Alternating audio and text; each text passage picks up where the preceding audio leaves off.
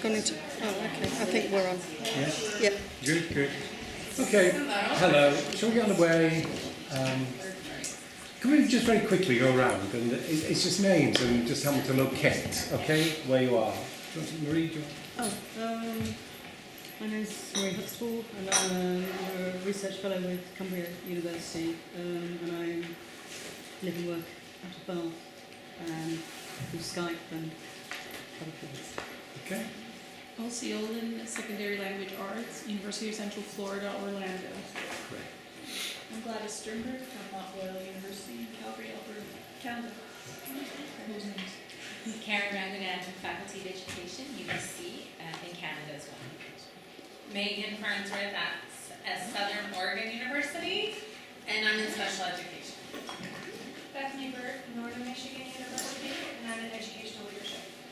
I'm Abby Cameron Standerford from Northern Michigan University, and I work in also special education. I'm also from Northern Michigan University. My name is Christy Edge. I am literacy and secondary education. I'm Cheryl Torres. I'm from the University of New Mexico. I'm in the Department of Teacher Education, Educational Leadership and Policy. Gail Curtis, University of Houston, and in our teacher ed program. And I have a background in bilingual education, language acquisition, and school administration. I'm Rolf Bolsersen and I'm from Norway. I work there as a teacher educator at Østfold University College, not far from Oslo. Andy Danilchik from the University of Pennsylvania, do a bunch of things.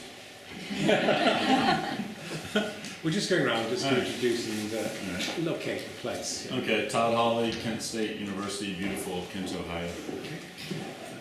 I'm Mike Haler from University of Brighton, just down the road. Right. And I teach, I work in teacher education and I'm interested into ethnography and professional identities. You know mine, Jack Whitehead. I'm now at the University of Cumbria. The honorary professorship is to support research in the Faculty of Education. But today, what I was going to focus on was this notion of a self-study contribution to the history of Esther.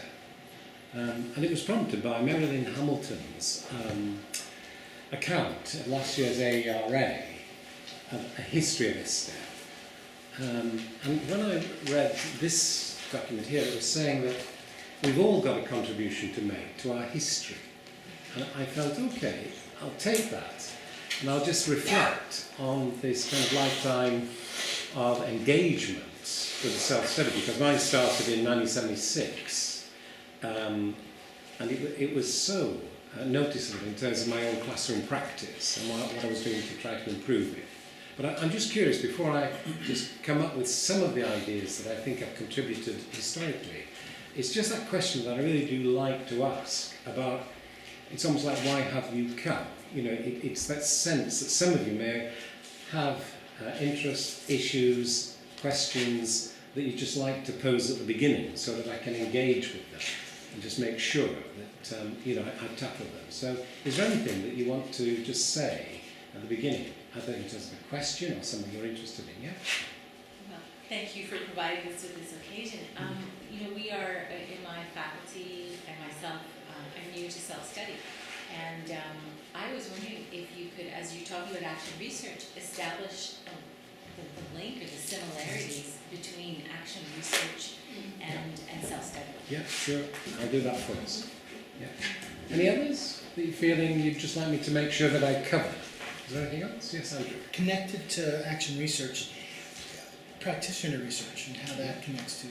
Yeah, sure. And I'm also a member of the British Education Research Association, practitioner researcher, SIG, member of the teacher researcher of AERA, as well as the action research and the self-study. So I think that they're very closely related, but I'll distinguish them for you in terms of my understandings.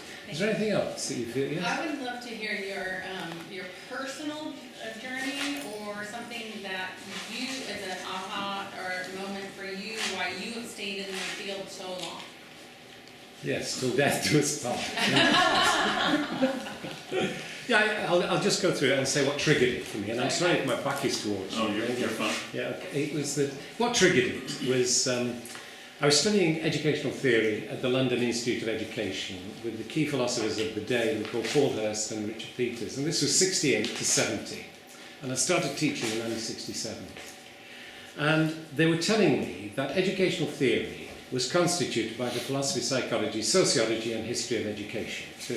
To actually develop educational theory, I had to ignore, and this was explicit in what they said that my practical principles, which I had as a teacher, and I quote, were at best pragmatic maxims that had a first loose and woolly and superficial justification in practice, that in any rationally developed theory would be replaced by principles from the disciplines. Are you okay with that? Because that triggered an anger in me. Because having had 5 or 6 years teaching, I actually felt that I was becoming competent with my students. And that if I was going to develop an explanation of my influence, how could I take out my explanatory principles and replace them by the philosophy, psychology, sociology and history? So, having had a vocation in science teaching, I decided to leave that and go into the university sector as a researcher to see if I could reconstitute educational theory in a way that included the practical principles and embodied knowledge of the teachers and teacher educators. But that is what prompted it. Yeah? And that stayed with me because even now, the practitioner knowledge that we have is still devalued in many organisations. And even in our National British Education Research Association, you'll see that we were talking about the sociologists, that the sociologists have actually been in control for quite a number of years. You know, before that, the psychologists, before that, the philosophers. So we still haven't managed to, I think, get an adequate form of educational theory. But I think you'll recognise that, and I see it all over the world. Now, the distinction that I if you like, brought into the action research and self-study was, it started off with a commitment to action research, because in 1967, when I began this work in the classroom, it was from that question, how do I improve what I'm doing? It came out of sheer desperation. And my first lesson, it was awful. I'd come out with a degree in science. I was one of the only members of staff with a degree on the staff. I'd gone in there almost like a grammar school, yes, the grammar school teacher. And I was teaching in one of the most difficult schools in London. My very first lesson, I knew I got it wrong. You know, the kids simply, I was speaking so far out of their experience that I went home that night, I was in desperation, you know, and I still feel that, oh, I've got to do this better. I must do this better. How do I do it better? Now, that question stayed with me. How do I improve what I'm doing? Now, why the action research attracted me? And it was Stephen Cummings and Wolf Carr in about 1980. They produced a work called Becoming Critical, Knowing Through Action Research. And it based on the work of Lewin and others. And I'd also been influenced by John Dewey's work about a form of inquiry, which was experimental. And so if you could take your own practice and say, well, I've got a question, how do I improve what I'm doing? And you find yourself saying, well, I'm imagining what I can do better. And then I choose one and I act on it. And as I'm acting, I want to gather some data to make a judgment about my effectiveness. And then I evaluate how effective I'm being in relation to the values I use. And what I do then is I modify my concerns and actions in the light of my evaluations. Now, everybody I've said that to around the world recognise it as something that they too do in their professional problem solving. You've got a concern, you're not living your values as fully as you want to, your imaginations immediately kick in to do it better. And then you act on it. Now, what many people don't do is gather data to make a judgment on how effective we'll be. That's where it becomes the research. And to make sure it's the research, you make your knowledge public so it can be criticised. So that's where the action research came in. It was a common sense way of improving practice, but it was also holding yourself to account for the explanations you were developing by sharing it with a group like this, or sometimes small, we call the validation group. Now, it had to be self-study, because the question was, well, how do I improve what I'm doing? And you couldn't engage in the action research without it being a self-study, because the I was at the heart of the inquiry.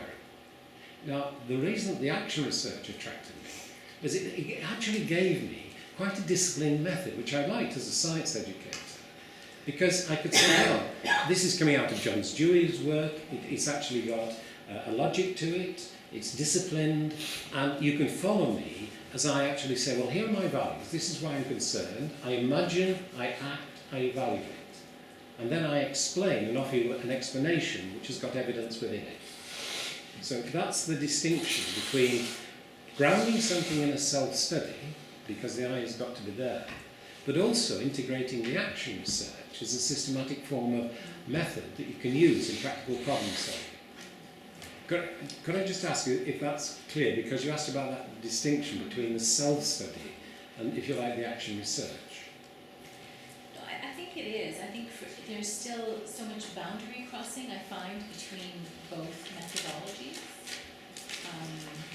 In terms of, action research has that cyclical, four-step process, whereas, and the way I look at it, action research has to do with not only just improving your own practice, but maybe improving the practice of others as well. Whereas self-study is considered a methodology, but there's such an interdisciplinarity in it in terms of how to collect the data, how to validate the data, and it's about self more so than.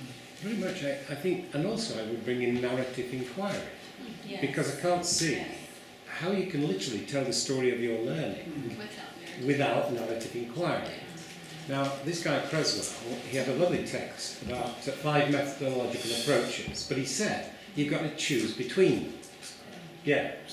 No. So, it was about ethnomethodology, the grounded theory, case study, phenomenology. Yeah. Now, if you like, if you undertake your own research, I think you'll know that yours is unique, your biography is unique, your constellation of values is unique, so you can't just import and impose any methodology on you. And this is part of what I felt was one of the original contributions I think I made in the history of action research, where it was grounded in what Susan Hart and Marion Dance. Marion's a professor emeritus at the University of Cumbria, and their book on doing practitioner research differently.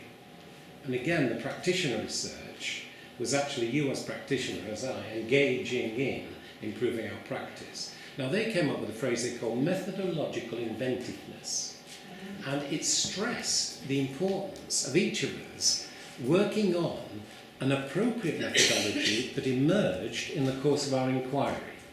So it wasn't a case you impose autoethnography or ethnography or grounded theory, but you recognise that your question, how do I improve what I'm doing, if you want to explain your influence, you needed to get your, what we call living theory methodology, emerging in the course of the inquiry. And every doctorate you'll see in this section here, the living theory doctorate of doctor educators, every one of them has actually got their own living theory methodology. Every one has actually, this one about the entrepreneurial spirit, my own PhD, but you'll see that Phil Tattersall, this was Australia and Tasmania, how am I generating a living theory of environmental activism? And that's a beautiful piece of work from Phil Tattersall. He spent 40 odd years as an environmental activist in Tasmania, and his doctorate is all about that life study and his practice. But his methodology emerges in the course of his inquiry. Now, you draw insights from, for example, autoethnography, because it's difficult to explain what you're doing without bringing in cultural influences. And so the actual processes of creating a living theory stress the importance of grounding what you're doing in your own methodological effectiveness, but you show you've gathered insights from the ideas of others. Are you okay with this? Because, yeah. Did you see action research specifically from the beginning as a way of examining the self? Or was it, because it isn't always that specific, is it? It can be about examining your practice, but I've seen some action research, which is quite detached from the reflection on the self in terms of life history. Oh, and some of the American stuff detaches it completely. As though it was someone else. Yeah, someone else. So you might as well write it in the third person. Yeah. So mine didn't come out with a grounding in self-study. My desire to undertake action research came out of a desire to improve practice. Mm. So it was that question, how do I improve what I'm doing? But I found that I couldn't explain in research terms how I was doing it, why I was doing it, without it being a self-study. Because to really get at the values, which actually could explain my influence, I had to engage in quite deontological, you know, the meanings that we use to give literally purpose to our lives. I had to go into those reflections, which are right at the heart of self-study, to actually answer those explanatory questions. So it came out of the desire to improve practice, but very quickly it took me into the self-study and also the narrative inquiry. I then integrated autoethnography, you know, Do you just want to say how you've gone now beyond just the action research? Living theory isn't just a subset of action research, Yeah. but is a recognisable living theory Sure, it's methodology in its own right. Yeah, it's linked to our future, you know, in terms of self-study. Because if we're now thinking about a future which doesn't yet exist, and we think of all of us here being able to generate our own living theories and share them, that goes beyond action research. Because a living theory is an explanation of your influence as you try to live your values as fully as possible.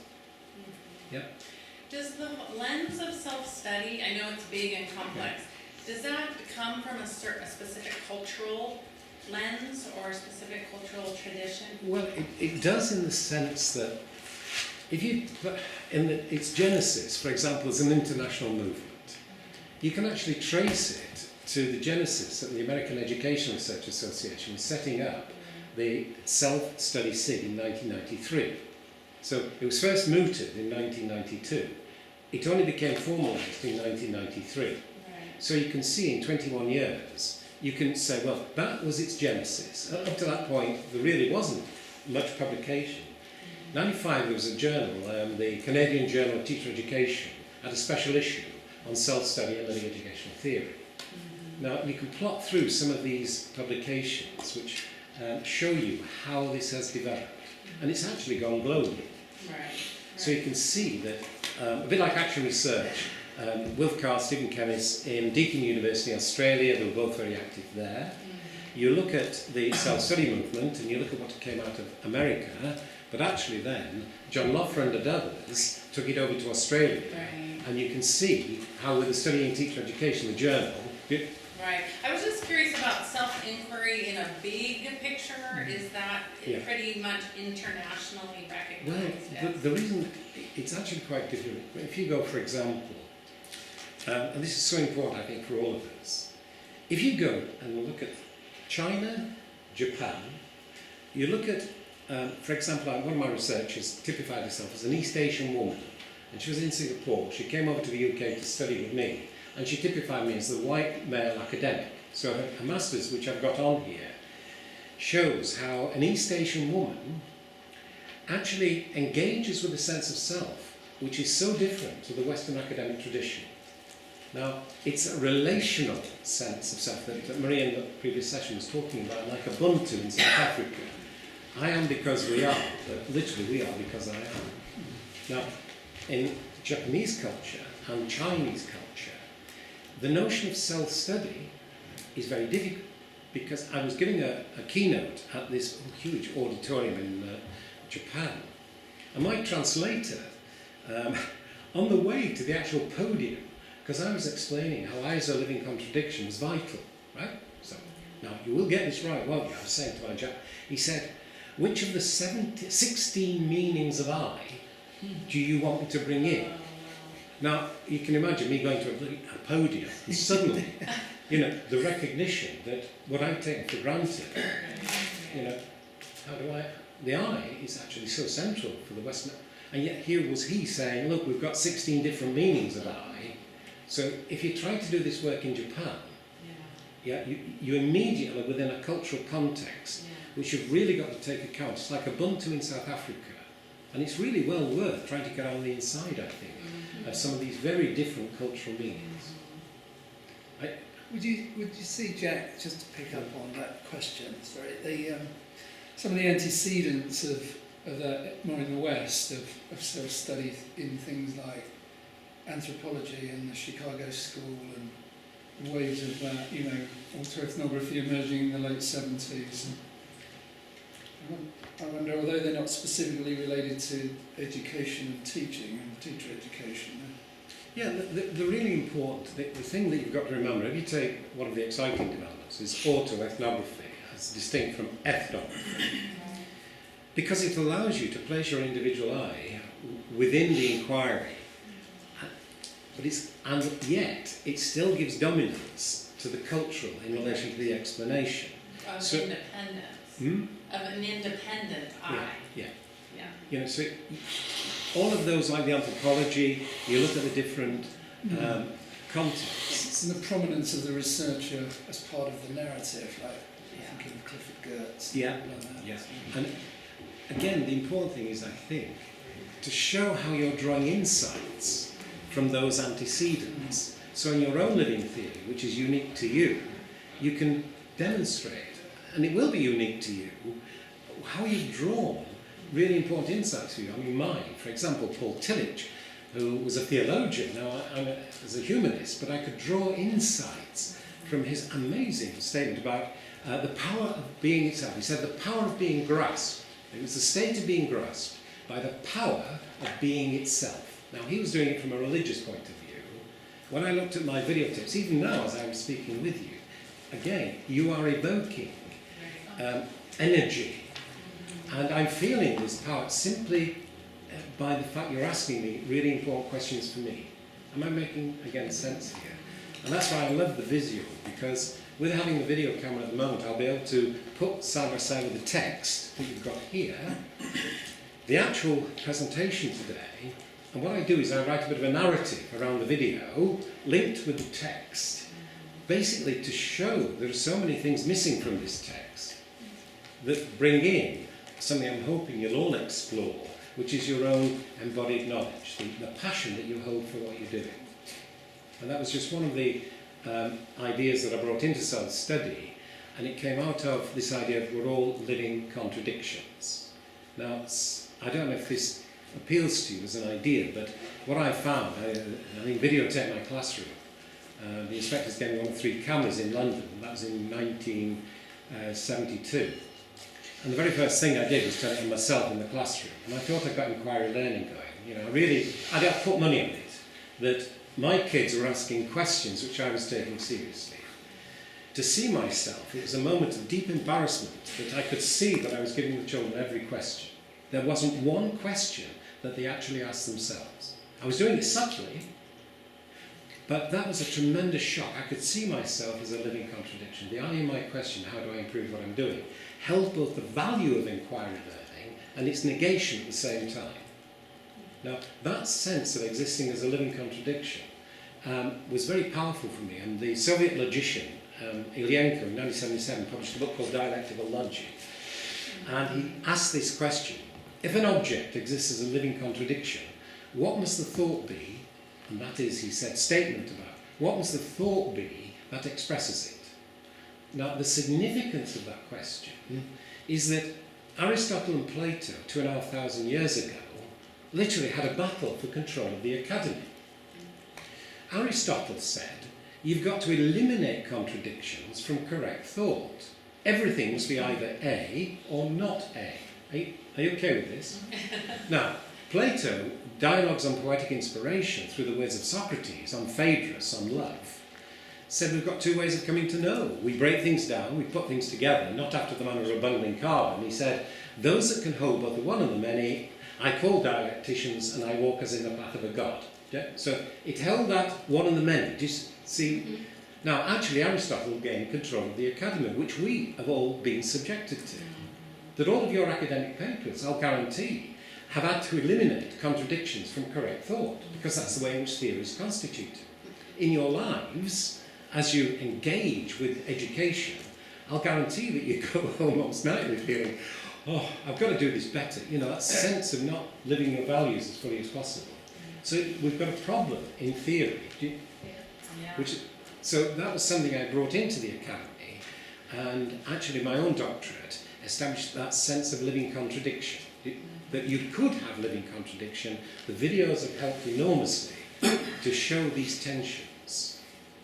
so that you can actually bring a very different logic into the universities. I'll pause because you might like to come back to me, because this is the sense of the history that I've got in terms of my own self-study. Yeah. I would. Thank you. This is very fascinating. So your purpose there in identifying or recognising contradiction to begin to reduce that and eliminate, not eliminate, is that the purpose? Is contradiction, because in some ways you're saying contradiction is not a problem because that's how it is. So does recognising it then indicate that you want to reduce it, minimise it? Yeah. Oh yes. I'd almost guarantee that everybody here, the moment you see yourself as a contradiction, as I did, because I was passionate about inquiry learning, and yet there I was, denying it. Now what happened with me, and it's happened every time I felt as a living contradiction, is that my imagination, beyond my rational control, my imagination immediately started to work. What do I need to do to improve things? And the improvement was moving towards inquiry learning. So the actual experience of being a living contradiction moves you towards the resolution of the contradiction by enabling you to feel that you've got alternative ways of acting that you can move on. Now I did, after about 8 weeks, I could then demonstrate with videos and other things that I'd managed to get quite a number of the pupils asking their own questions, and that, if you like, demonstrated my own learning and the movement from the denials. So you're closing the gap between pedagogy professed and pedagogy practiced. The theory in use and the theory, espoused theory in use, Could you drive yourself crazy by trying to eliminate contradiction when that's how we are? Yes. Yeah. So, Whitman said, we are contradictions. And this is why I would just advocate you recognising that you don't have to get rid of contradictions. Logic and epistemology in the universities, especially in theory, because you've got to eliminate contradictions between statements. So it's something just to think about in terms of your own knowledge about your own lives. Yeah, Andrew. I think there's a lot of value in having contradictions that you don't necessarily resolve. Like kind of in the same way of tensions and dilemmas, they can be generative, and they could be because you can't always live your values in a pure, perfect way. You have to constantly be reflective on that, and if you have contradictions, they can be illuminated from that process. Yeah. A very important example here is that everybody in this room is subjected to economic influences of globalization. It's almost impossible to escape those. Yeah. Now, when I was over in Singapore a month ago, and it was very clear that the only language in use was the language of economics. And this was by educators. Now, you've got, I think, this continuous contradiction. I mean, we've got more. When you look at Gaza, you look at Syria, we've got more of those contradictions there that we can't see a way of resolving at the moment. So the economic one of globalization, which in America is very strong at the moment in terms of the accountability, is something, it's almost like recognizing there are certain things at the moment you literally have to live with. This will be here for some time, this contradiction. But it stimulates, I think, creative responses about what we might do. So that's always something to bring in your analysis. And don't forget to bring in that socio-historical and socio-cultural insight. Yeah? You're very strong. The power relations which actually sustain some of these economic influences are very great indeed, and others, if you're in the Netherlands at the moment, if you're in Norway, Finland, you're not experiencing these to anything like the same kind of pressure that you are, for example, in the States or in fact with the UK. So you can still, within the Netherlands and also Norway, still feel there is a humanistic value at the core of the educational research, and it's being embraced. So we've got to take into account the different contexts around the world. Yeah, certainly. Do you think it would be useful to distinguish between good contradictions and bad contradictions? Calling something a contradiction assumes that that's something that is bad always, to be in conflict or have something that's in contradiction, the Aristotelian notion. Yeah, the way I think you can tackle this is to create for yourselves what we call validation groups. Now, if you like, we never know. We don't know, if you like, our values are the ones that go towards the flourishing of humanity. I believe them. Now, the way that I try in relation to your notion of the good or bad contradictions is always submit my work. It's rather like today. You know, you've got access to the ideas, I've gone public on them, you are being encouraged to actually respond and write back and be critical. Now, that's as close as I can get to enabling the contradictions and my response to them to be seen, if you like, to be good ones. You know, the values I'm claiming move me towards the flourishing of humanity. I really do need some form of democratic evaluation. Now, just make sure that I'm clear about this, because ultimately I will not rest on your democratic evaluation. Ultimately, I come to Polanyi's position in personal knowledge that I've taken a decision to understand the world from my point of view, as a person claiming originality and exercising judgment responsibly with university intent. So there are two ways of responding to your questions about the good. One is that I take that responsibility for myself, but I also respond to your democratic evaluations and criticisms of my work to try to ensure that I really am living the values that count towards the flourishing of humanity, which are the good. Yeah. So that is a mixture that I've tried to bring into my research. Sorry, Marie. No, I was just wondering whether sometimes, rather than thinking of them as contradictions, it's actually looking at constraints. We all live within constraints, and sometimes they can be responded to in a way that actually contradicts your values, and sometimes actually can be responded to even within those constraints in a way more in keeping with your values. Or sometimes a contradiction is necessary to navigate a contextual constraint. So in that sense, a contradiction is healthy, whereas other contradictions might be leading to dysfunction or the deflourishing of humanity. Yeah, it's a different way of looking at it. Yeah, it's interesting. Oh yeah, and I was born in 1944. Okay, so towards the end of the Second World War. Now those contradictions, when you look at what's happening in Germany in the 1920s and 30s, what was thought to be good, you know, because my dad gave me a copy of Mein Kampf when I was quite young. Part of it, you'd say, on history, it could have been written by the most liberal educator today. Yeah? You turn the page and it's about throwing grenades into the Jewish newspaper owners' offices. You know, so I think we've got to face that question of yours very seriously, especially today with such value issues. What I'd love to do, if this is okay, because we haven't got long, is I just want to point to something, because you were saying, Andrew just said when he came in that he really liked the way that I put quite a lot of my publications for you freely, you know, just to engage with. And if you go into the Jack Whitehead's writing section, you'll see there's the PDF for today's session. There's the one we just gave earlier today. And it just goes down a number of the publications on STEP, journals, papers, chapters from my history. And there's one thing that I'd just like to bring in again to this history that I think I might have made a contribution to self-study. And it is something that is linked to something you're all doing, I think. And that is, you'll all be constrained to publish like this. Okay, so I spent my working life at the University of Bath, knowing that to get the money from the research councils, we had to, and it was called research assessment exercise, and we came at the top grading for about 3 consecutive sessions, and it meant that I carried something like £20,000 every year, and there were 20 odd of us, and those came into our university department to support research. The university down the road got nothing. Now that has made an enormous amount of difference because I was willing to publish in this way, and yet I was denying something fundamental that I knew about my research, and it's this, that if you look at the Educational Journal of Living Theories, now in that journal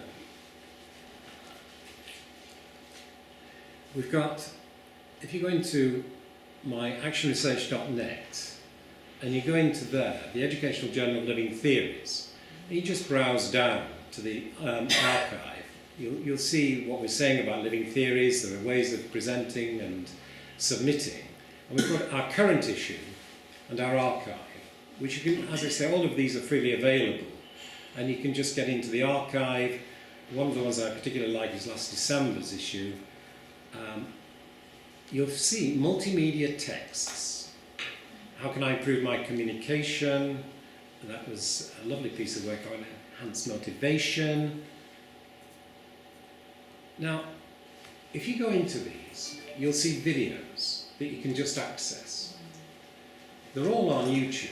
I've got over 600, I think about 50 onto YouTube. And because I've got so many, I can have unlimited amount of time. So I'm not limited to the 10 or 15 minutes.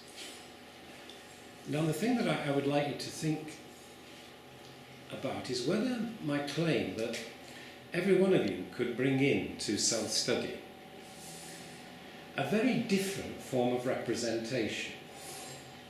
That as I'm speaking now, as I say, you've evoked in me an energy and a passion in what I'm saying. You know, it's only because you're here, you know, that I've got this opportunity to say what I truly believe in. So you're evoking this energy with these values in me, like with your questions, you know, they're stimulating me, they're exciting me, and it's part of what I do in my productive life. Now, to communicate my educational influence with my students, or what we call the social formation, I need to be able to show the visual. So whilst I've just claimed that you have evoked this energy and values, yeah, I'll be able to show with the video what I'm meaning by the expression of those values. My words are coming out, but you will be able to sense in the embodied meanings that you're experiencing what those meanings are in the embodied sense, not just the words. Now, I believe everybody here will be expressing this kind and quality of energy with values in what it is you're doing in practice, in your self-study. But I'm not sure if any of you have actually shown what you do in practice and then linked it to the values that you know and they'll be unique to you, actually motivate you in what you're doing. So let me just pause there just to ask if anybody has actually brought into your academic accounts the values that you know motivate you in what you're doing. And I'm meaning here the embodied expression of meaning. Not just the, as I've done here, you know, to conform to the requirements. 3,000 words, it's all here. Yeah. But I'll guarantee that when you see this, and what I've picked out, what I'm saying about the flow of energy and the values, if you like, it'll show the limitations, and very serious, in this form of representation. So I'm just curious, you know, about your own, I suppose, responses to that, because it seems to me so important to get your embodied knowledge and make it public. But does that sound convincing? Or? I'm just thinking that I must agree with the confinement of those 3,000 words, the constraints and confinement of having that interaction.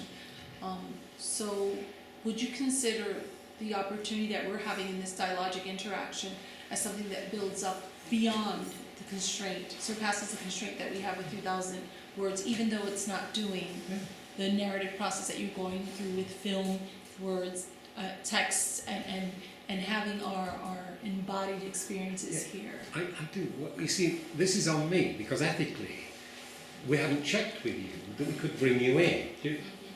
Now, we do a lot of Skyping, multiple video, you know, on Skype, which you can have, say, 7 or 8 people out at the same time, which we can record. And we can then share that with others.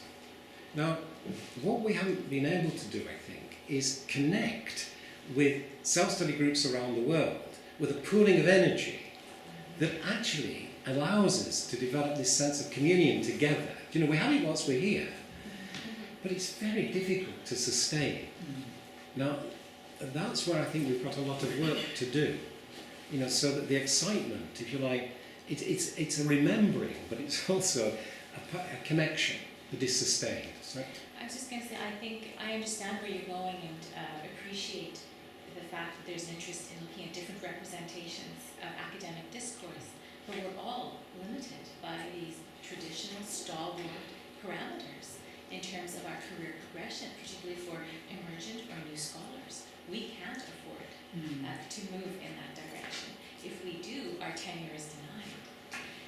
think that, you know, as much, if we want to take that risk and move forward, that has to be led, you know, by leading scholars. It is. But, I mean, I'm saying along with our help, Yeah. but there needs to be, you know, I think there needs to be leadership in that direction. I agree with the argument that it is a risk that we would take. Now, I do disagree that our tenure, and as a junior faculty, that our tenure would be at risk. I think that if we document, and if I'm listening to what the majority of the scholars that have presented today, I think it has to do with documenting, validating, and not only thinking of rigor, but also thinking of, are you demonstrating what your area of expertise is? Can you clearly identify through your writing what your research is, what your goals is? And it was revisiting the constant, what am I doing to improve my practice? How am I doing that? And if I have to tell you that again in another way, I will validate it and looking at those theoretical underpinnings that can support or warrant our arguments. So I don't feel that I would be at risk if my work is supported on the groundwork that we have. So much depends on context. Okay? Sorry, go. Well, what I'm interpreting you saying is about this feeling, right? And so I think we could go ahead and name it. It's an emotion, right? Emotions evoked from our work. That's how I'm interpreting it. Mm-hmm. So I'm interested in emotional intelligence. That's my work. And so I see there's a way about, you know, I don't know about the sustaining, and it's pretty new to me, but there's something about being able to feel something, feel an emotion, and then, of course, you have to write about it, and you go through the writing process, but it's that initial embodiment, that initial, or, you know, that whatever you want to name it. But I think that's important in our work, but to also acknowledge it. And that's what goes unacknowledged, and it goes straight to our head, and then we go into this cognitive mode. No, I think that's the bedrock. Okay, let's come back to that. Did you want to? I don't know if it's a question or just a connection. I was thinking coming across the threads or whatever. So something that's passionate to me, you know, making me, you know, we use the word like evoke and all of that. And it seems like, as I think about Rosenblatt's work, she said when you make meaning, you know, you either are having an aesthetic approach, which is the lived through, the moment, it's what's happening now, you know. And our comments, our meaning making is evoked by comments and questions and connections that are going on in the mind. So there's always an external text, you know, what we see or what we read. There's also this internal that's constantly making a new text. So there's the aesthetic, which is the lived-through experience. That's what we're feeling and experiencing, and it brings in emotions.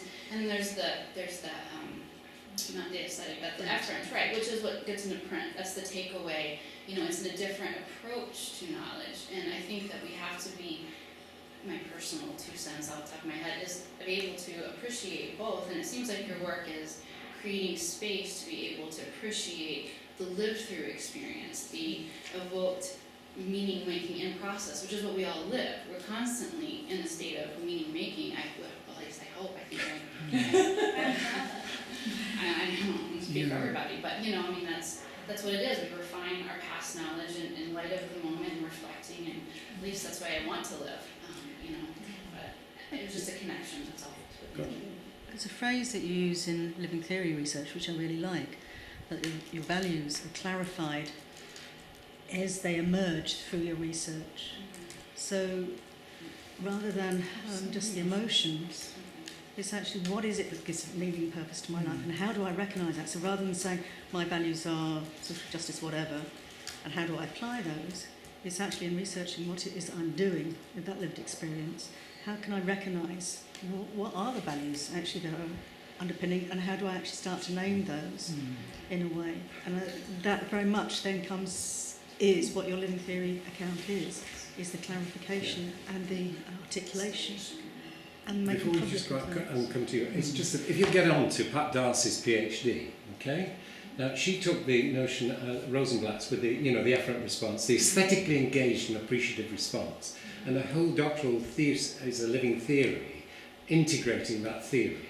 Okay? And I mean, Pat died 3 years ago, but she used to come here and give some lovely presentations. But it's well worth getting into it. Yeah? Okay. Sorry, Jack, do you just want to say how you get into that? You go into the living theory thesis doctorals. Sorry. It's okay, yeah. To get into there, if you go into my actionresearch.net, again, it's a really, I think you'll find that actionresearch.net, go into this section of the website, this one, living theory thesis and doctorate, yeah? And those all come up, and you've got access to them all. But Pat's is there, and I really, we had a great time. Right. Now, very quickly, just to mention this, it's connected with what you were asking about the emotion. At some point, you're going to have to bring in, and I agree, yours is the bedrock, how do we agree the meanings of the embodied expression of emotion? Now, we've got to go further than just agreeing, to build them in as part of the explanatory principles of how am I explaining I'm influencing my students? Because it's an educational influence in learning that I'm going to use that bedrock, do you see, of agreement in terms of the meaning. And you'll see on those living theory ones, you've got a passion for compassion. That was a nurse educator called Marian Naidu, who brought that in terms of the Alzheimer's patients and carers. Another one was love at work, Eleanor Law. Another one, Eden Charles on Ubuntu, that African notion of I am because we are. Now, I think if you were to get into those, you'd see that people had understood, yet they'd shared the meaning of the emotion and the energy, but they'd also been integrated explanatory principles in terms of the thesis, and that examiners had all agreed that these were original contributions to knowledge. That's where I think you would get what you're saying to be true. You could risk, as long as you're actually building in those contributions to knowledge, and they'll recognise, if you like, internationally, there are now people who will recognise, I think, these contributions. Now, I'm conscious of time. We've got, I think, just 1 minute left. Are we happy with what we've done? Yeah, I think we have like 10 minutes left. Is there anything else that you're feeling in terms of this, like the values? Because everybody here, I've claimed, is expressing, that bedrock of the emotion, why it matters. What I tried to bring in with the action reflection cycles was this idea that you're clarifying the meanings of your embodied expressions only in the course of their emergence in practice. So it's not just merely a case of using the language, say, love at work, passion for compassion. What went through last Friday at Liverpool Hope University was empathetic communion and responsiveness. Now that was a new living standard of judgment that has been accredited at Liverpool Hope University for an MD thesis.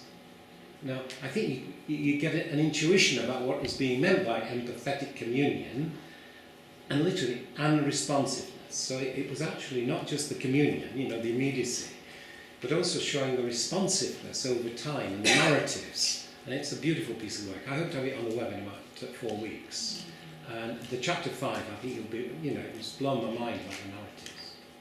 But with that idea that each one of you will have your own unique values, to communicate their meanings in your explanations, they'll only come out over time in interaction. You see, you clarify the meaning over time in interaction. And I thought that was it. In 1996, all my work is just focused on the clarification of these values and energies. Yeah? I was supervising Maura Laidlaw at that time, and Moira's thesis demonstrates that the standards themselves are living. So it's not just a case of clarifying something. You're actually evolving something which is actually part of your lives and continues to evolve. So your living standards of judgment you bring into the academy, as I say, are themselves living. Now, I don't know if this is almost too much to take it, yeah? It reminds me when I think about that and when I was thinking about earlier, in literary, like the world, you justify your interpretation of a text by the claims that are in the text, the evidence from the text. That's what we, and it's like if you ever taught literature, you read the same text millions of times over years, and you clarify what you believe it to mean. and you find better and better justifications and Yeah. evidence, and it Yeah. seems like that's what we do with It is, that's research. what We- Pat's, Yeah. Pat's drew on literary theory. You know, Pat Darcy's thesis, exactly that, to get better, you know, through the continuous reading, the focus on the evidence, like that Habermas stuff. Make sure that your evidence is sufficient to back up the claims you're making. I love the last one, this fourth one, which is about the authenticity. You know, just make sure that with your validation group, you're sure you're truly living your values as fully as possible through time and interaction. But are we okay now? Are we done? Thank you. No, well, thank you. I really enjoyed it. Thank you.